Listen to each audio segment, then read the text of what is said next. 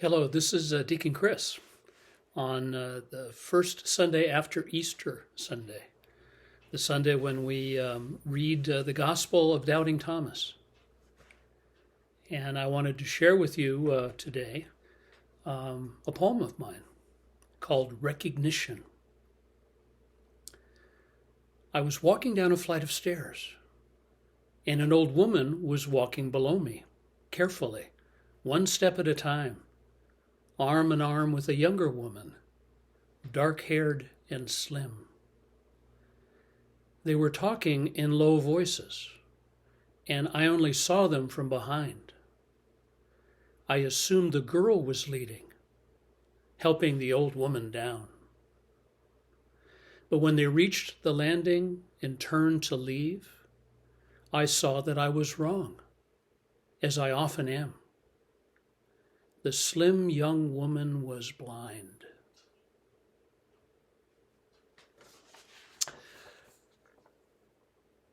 Really, the theme of the post-resurrection accounts is recognition, or the failure of recognition.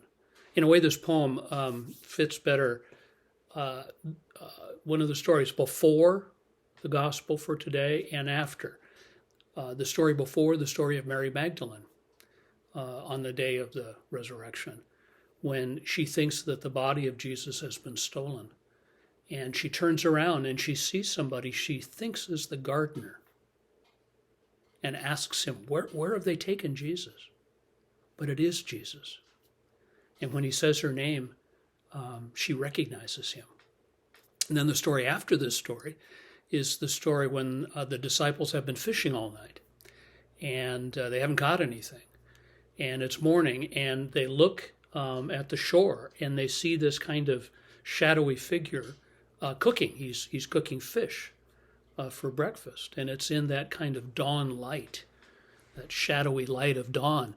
And finally they recognize him. First John and then Peter recognize him. Today it's about Thomas doubting that Jesus is there until he can actually see him and touch him. And Jesus comes and allows Thomas to do that, but then says to us, using the image of blindness, you believe in me because you see. Blessed are those who believe who haven't seen.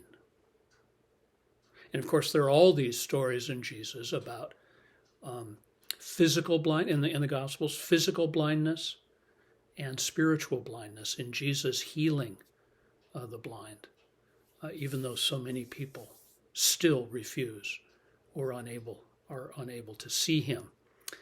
So that's in a way what this poem is about and why I choose it for today. It's a story that has a larger context, but I've stripped it down so that those basic images are there.